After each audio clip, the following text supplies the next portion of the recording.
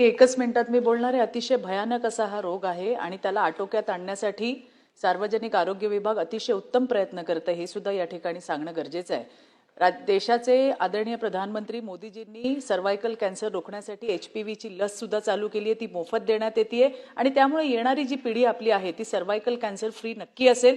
महाकेअर सारखं एक चांगला असा उपक्रम आरोग्य विभागाकडनं केलाय, त्यामध्ये पेप्समेर आणि बाकीच्या गोष्टी होत आहेत. या सुद्धा सांगणं गरजेचं आहे की सरकार काय त्या ठिकाणी करते आणि सार्वजनिक आरोग्य खातं हे अतिशय उत्तम काम राज्यात करते. तरी सुद्धा बाकीचे कॅन्सर्स म्हणजे सर्वायकल कॅन्सर असेल, ब्रेस्ट कॅन्सर असेल, त्या बरोबरीनेच लंग्सचा कॅन्सर असेल, परंतु सभापती महोदय ओरल कॅन्सर सुद्धा अजून पूर्णपणे गेलेला नाहीये, त्याचं उच्चाटन झालेलं नाहीये. आणि म्हणून मला सभापती महोदय आपल्याला सांगायचं आहे की ओरल कॅन्सर आटोक्यात आणण्यासाठी किंवा त्याला प्रतिबंध करण्यासाठी शासन आणखीन काय उपाययोजना करणार आहे का? धन्यवाद सभापती.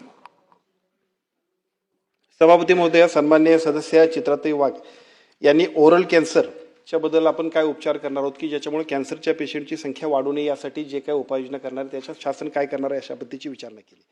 मी आपल्याला दोन गोष्टी त्यांच्या प्रश्नाच्या निमित्तानं निश्चितपणे सांगू इच्छितो.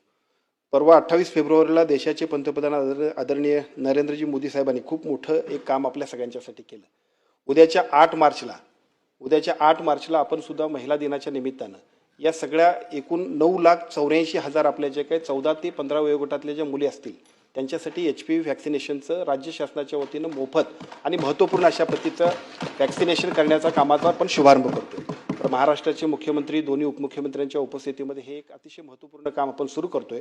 पुढच्या 3 महिन्यांमध्ये हे व्हॅक्सिनेशन होईल आणि त्यानंतर ती निरंतर प्रोसेस व्हॅक्सिनेशनची जी आहे ती तशाच पद्धतीने चालू राहील की ज्याची आवश्यकता अशी होती की 14 ते 15 वयोगटातल्या ह्या ज्या मुली आहेत त्याच्यानंतर नेक्स्ट पुढच्या 14 ते 15 वयोगटातल्या मुली पुढच्या नेक्स्ट इयरला येतील की ज्याच्यामुळं या मुलींना जो होणारा सर्वायकल कॅन्सरचा पाठ होता तो आपण सगळेजण चांगल्या पद्धतीनं दूर करण्यामध्ये एक महत्त्वपूर्ण पाऊल आंतरराष्ट्रीय महिला दिनाच्या दिवशी आपण महाराष्ट्र शासनाच्या वतीने घेतोय. दुसरं, सन्मान्य चित्राताईंनी आणखीन एक प्रश्न विचारला की ज्या प्रश्नाचं सुद्धा उत्तर खूप पॉझिटिव्हली मला देता येईल. EDBचा प्रोजेक्ट एक आमच्याकडे आदरणीय मुख्यमंत्र्यांनी मंजूर केला की ज्याच्यामध्ये 4,500 कोटी रुपयाचं एकूण इन्फ्रास्ट्रक्चरसाठी नवीन वेगवेगळ्या पद्धतीच्या इनोव्हेशनसाठी सुद्धा फंड्स उपलब्ध होतील. त्यातला एक पोर्शन जो आहे तो आम्ही एवढ्यासाठी ठेवला आहे की 30 वयाच्या पासून पुढच्या सगळ्या लोकांचं कॉमन स्क्रीनिंग करणं, कॅन्सरच्या दृष्टिकोनातून कॉमन स्क्रीनिंग करणं, कारण खूप महत्त्वाचं आहे स्क्रीनिंग होणं. आणि मग फंड्स नाहीत, त्याच्यानंतर आमच्याकडं एक्सपर्ट्स नाहीत आणि आमच्या सगळ्यांची इच्छाशक्ती पाहिजे ती पाहिजे. या सगळ्या गोष्टींसाठी EDBमधनं जी काय तरतूद केली बजेटमध्ये त्याला मान्यता मिळाली. त्यानंतर एक अशीच मोहीम आम्ही घेऊ आणि त्याच्या माध्यमातून 30 पासून पुढच्या वयोगटातल्या सगळ्या लोकांचं कॉमन आपण जे स्क्रीनिंग करू, त्याच्यामध्ये ओव्हरऑल असेल, ब्रेस्ट असेल, सर्वायकल असेल, सगळ्या कॅन्सरला सुद्धा आपण चांगल्या पद्धतीने थांबवण्यामध्ये खूप मोठं यशस्वी असं काम महाराष्ट्रात आपण करू.